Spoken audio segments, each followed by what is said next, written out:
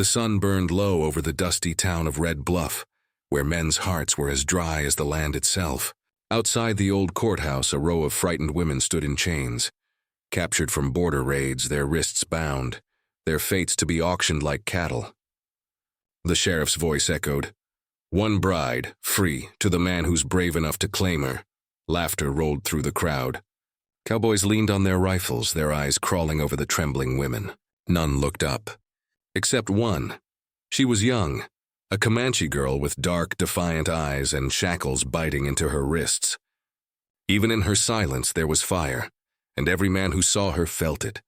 But no one dared claim her, until a tall, dusty cowboy stepped forward, hat low, face shadowed by the dying light. His boots hit the ground with purpose. "I'll take that one," he said, pointing to the girl in shackles. The sheriff squinted. "Son, that ain't no bride. That's a Comanche." The cowboy's eyes didn't move. "Didn't say I wanted a wife," he muttered. "Said I wanted her." And just like that, the town went dead silent. Before the storm came, Ethan Cole hadn't come to Red Bluff looking for a bride. He came for horses, cheap ones, half-starved Mustangs the sheriff sold for bounty. But when he saw the row of women that afternoon, something in his chest tightened like an old wound reopening. The sheriff, a fat man with whiskey breath, barked the offer again. "One free bride to any settler with a ranch deed." The crowd whooped and jeered. Most men came for sport, not compassion. Ethan leaned on the rail, his hat tilted low. His eyes traced over the faces. Pale settlers, a few Mexican girls, some widows who'd been caught stealing bread. But then his gaze stopped on her. She was standing at the end, apart from the rest, barefoot in the sand. Her brown skin gleamed beneath the iron sun. A single braid fell over her shoulder, half loosened. Her hands trembled, not from fear, but from exhaustion. When their eyes met, Ethan felt it. That same silent defiance he'd seen once in the war. The look of someone who'd rather die than kneel. "Careful, cowboy," murmured a man beside him. "That one'll cut your throat in your sleep." Ethan's jaw tightened. So would any woman if she had reason to. The sheriff spotted him. "You got land, boy?" Ethan nodded once. "Cedar Bluff Ranch, 20 miles north." "Well then," the sheriff grinned. "Pick yourself a bride and be done with it." Ethan hesitated only a second before pointing. "Her?" The sheriff blinked. "The Comanche? She got a name? Calls herself Sonny, means the second or something. Don't talk much. Belonged to a war chief once. Then she'll do." The sheriff's laughter scraped the air. "Your funeral, cowboy." They unshackled her wrists, but the chain around her ankles stayed locked. "The key lost or forgotten," they said. She stumbled forward, dust coating her feet. Ethan stepped in, offering his hand. She looked at it and refused. "Suit yourself," he muttered, turning toward his horse. As they rode out of Red Bluff, the wind carried the jeers of the men behind them. "Watch your throat tonight, cowboy." "Bet she'll scalp you before dawn." Ethan didn't answer. The girl rode silently behind him, her face unreadable, eyes burning against the setting sun. By the time they reached Cedar Bluff Ranch, the night had turned cold. Ethan dismounted, tying his horse by the porch. "You'll sleep inside," he said flatly. "Ain't safe out here, coyotes." Still she didn't move. Ethan sighed and opened the door himself, the lantern light spilling across the cabin's rough-hewn floorboards. "Fine," he said. "You stay out here if you want.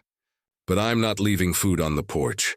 He turned inside, and for the first time her voice came low and raw. "Why?"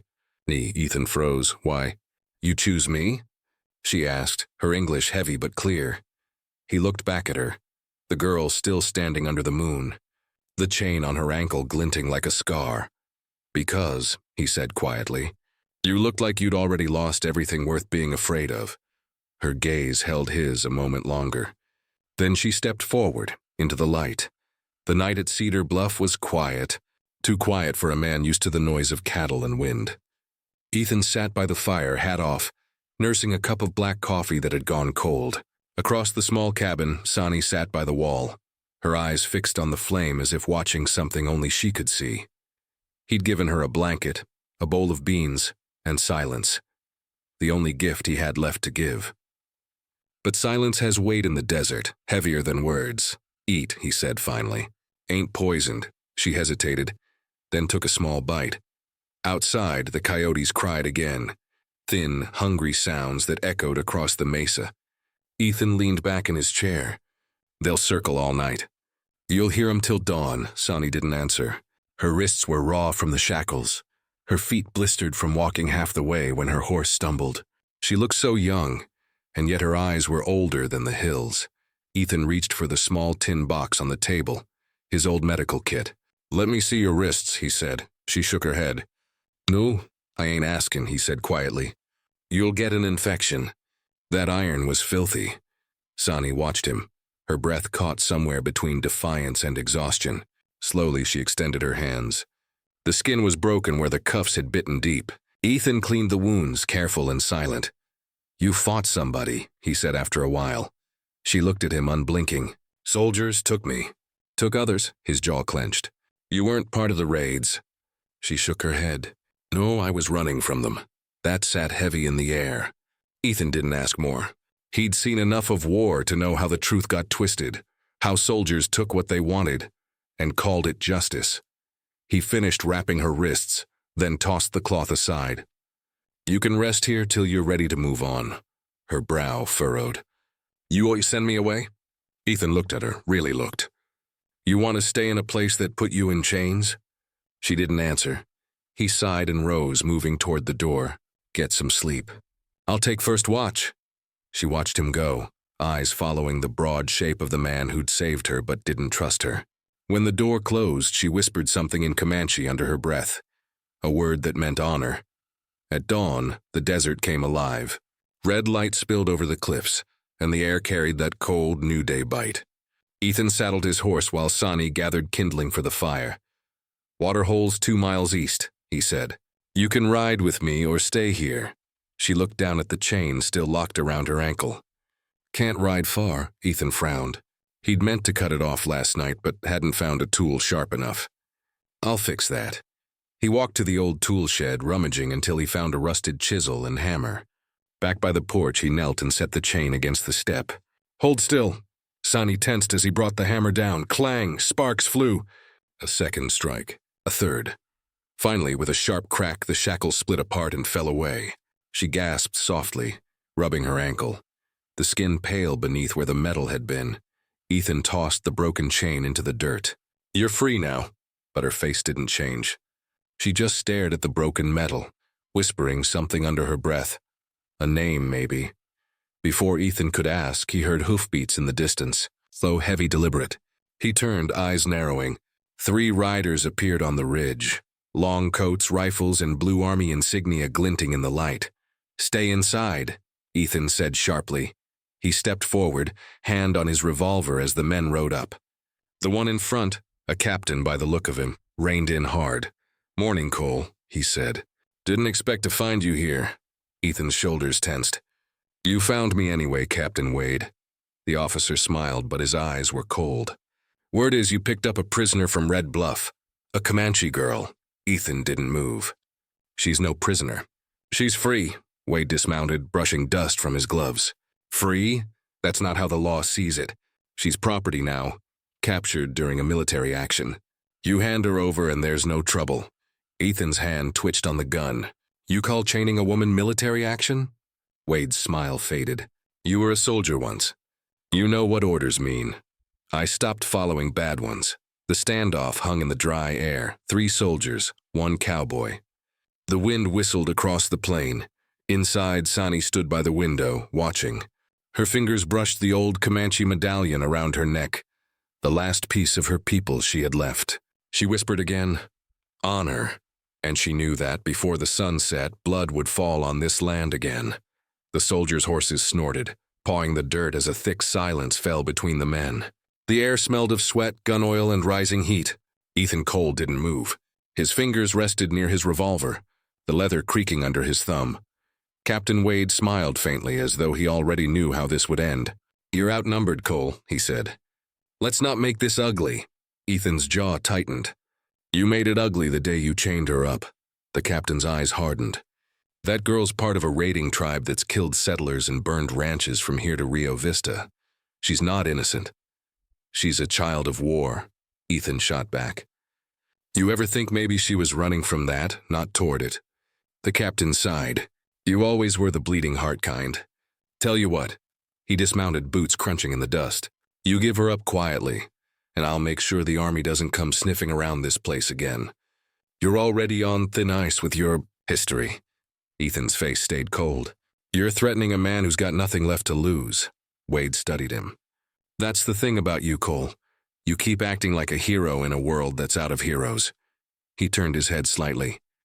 Bring her out. Ethan's blood froze. One of the soldiers had slipped behind the house. A second later, Sandy stumbled into view, hands raised, fear flashing in her eyes. The soldier gripped her arm tightly, a rifle across his shoulder. Ethan's gun was drawn before anyone saw him move. Let her go. Now hold on there. Wade raised a hand. No need for bullets.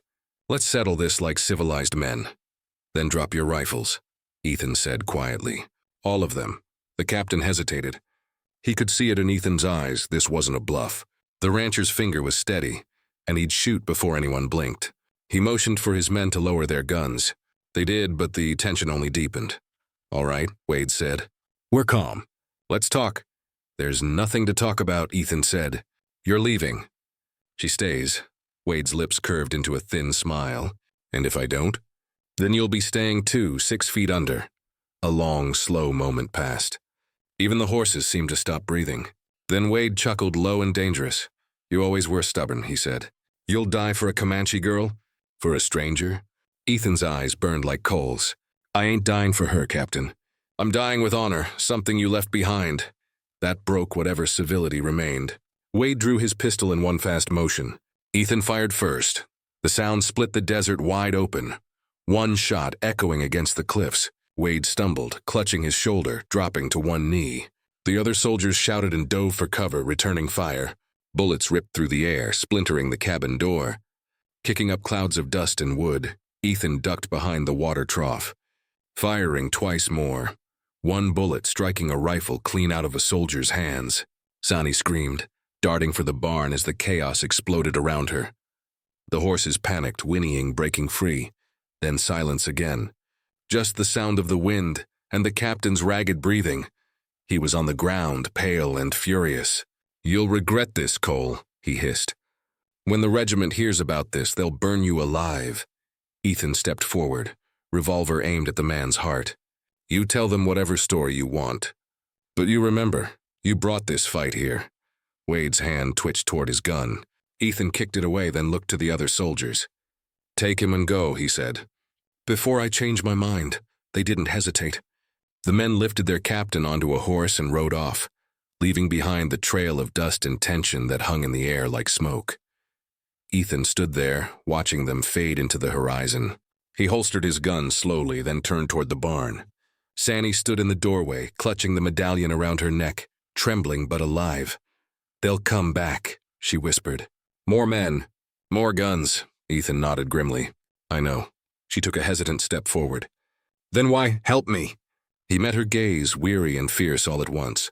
Because once a woman I loved was taken by men like that. And I didn't save her. I won't make that mistake twice.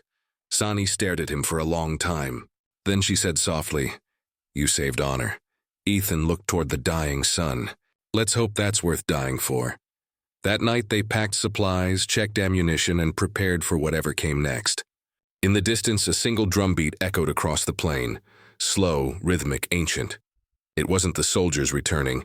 It was something far older, a warning, a promise, a call to war. The desert didn't sleep that night. A wind came crawling out of the east, carrying the sound of distant thunder, not from the sky, but from horses. Hundreds of them. Ethan Cole stood on the porch, Winchester in hand, eyes tracing the horizon. The fire in the distance was no mirage. Torchlight flickered along the ridge like a rising storm. And in the middle of it, riders, dozens, maybe hundreds, Comanche warriors. Sani stepped beside him, her face pale in the moonlight. They've come, she said quietly. He nodded. Your people? She swallowed hard. They think I was taken by the soldiers. They'll come to burn this place and anyone in it. Ethan's jaw tightened. Then they'll find a man who won't run. Sani turned to him, desperate. If they see you with me, they'll kill you. I've been living half dead for years, Ethan said softly. If this is how I go, at least it'll mean something. The drums grew louder. Boom! Boom! Boom! Like the heart of the desert itself was beating faster. He looked at her then, really looked, at the fear and fire in her eyes, at the chains that had fallen away, and the woman who'd found her voice again. Get inside, he said. If they mean to fight, they'll fight me. But she shook her head. No, you saved my life. Tonight I'll save yours. When the riders crested the hill, the stars vanished behind them. Painted faces, eagle feathers, spears gleaming in the firelight. At their front rode an elder with a black horse and cold eyes. Chief Tejano, war leader of the Broken Plains Band. He raised his hand, and the warriors stopped. Silence swallowed the land. Ethan stepped forward, rifle low, hat brim shadowing his eyes. I'm not your enemy, he called out. The men who hurt her, the soldiers, they're your fight, not me. Tejano's gaze burned into him. White men speak of peace with guns in their hands. Sani stepped out from behind Ethan before he could stop her. Father, she cried. The chief's eyes widened and the first crack in his iron stare. Sani? She ran forward, kneeling before him. They took me. He saved me. This man is not the enemy. Murmurs rippled through the warriors. The chief dismounted slowly. Disbelief etched across his face. He lifted her chin, looking into her eyes. My daughter, he whispered, voice breaking like old bark. We buried your spirit months ago. Ethan stood still, lowering his rifle. She's safe now. But the soldiers are coming back. Captain Wade will bring every man he's got. The chief turned sharply. Then we finish them. Ethan stepped closer. You go after them, they'll send more. 100 more. You'll all die, Tejano's eyes flashed. Better to die fighting than chained. Ethan nodded slowly. Then let's give them a fight they'll never forget. By dawn, the mesa was quiet again. Too quiet. Ethan and Sani stood side by side, surrounded by warriors preparing for battle. They dug trenches near the ridge, set up cover behind fallen boulders. Smoke from burning sage drifted in the pale light. Every man and woman there carried something deeper than weapons. They carried loss, fury, and memory. Ethan loaded his rifle. They'll come through that pass, he said. It's the only flat ground for horses. Sani looked at him. You could still run, he smirked faintly. And miss the sunrise? She smiled through the fear. You talk like a Comanche, he chuckled. Maybe I finally learned something worth saying. Then the sound came. Drums. Drum hoofbeats. The soldiers rode fast and hard. A full patrol led by Captain Wade. Arm bandaged but eyes cold as iron. He spotted Ethan on the ridge and shouted, You're done, Cole! Ethan raised his rifle. Come take me then. The first shot cracked through the dawn. Then another, and another. The battle erupted like thunder. Smoke and dust filled the air. Arrows flew. Bullets screamed. Horses reared and screamed. Ethan fired until his rifle clicked empty, then drew his revolver. A soldier rushed him. Ethan swung the gun hard, knocking him down. Beside him, Sani loosed an arrow that struck true, saving Ethan's life. She met his eyes. We fight together, she said. He grinned, blood running down his temple. Damn right. By mid-morning, the valley was still. The soldiers were broken, retreating toward the hills. Captain Wade, wounded and beaten, looked back one last time at the man who'd defied him. You'll hang for this, Cole, he shouted. Ethan raised his revolver and fired once into the dirt at the captain's feet. Then make sure the noose is strong enough, he called back. The soldiers fled, leaving the dead and the dust behind. When silence finally returned, Ethan turned to Sani and the chief. It's over, he said. Tejano looked at him, really looked. You fought like one of us. You have my respect and my daughter's gratitude. Sani stepped forward, eyes bright with tears. You gave me freedom. Now I give you life. She pressed the medallion from her neck into his hand, a symbol of the tribe's highest honor. Ethan stared at it, voice rough. I don't deserve this, the chief smiled faintly. No man who thinks he deserves honor ever does. As the sun set, Ethan stood alone on the ridge, the medallion glinting in his hand. The wind carried the scent of dust and sage, and somewhere far below the faint sound of drums fading into peace.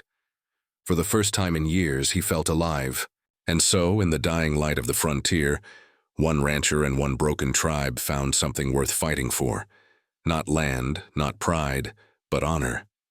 If you believe in stories where courage still means something, where redemption rides through dust and blood, then don't just ride off yet. Hit that like button, share this tale with a fellow wanderer, and subscribe for more stories from the rugged heart of the Old West. Until next time, keep your saddle ready and your conscience clean.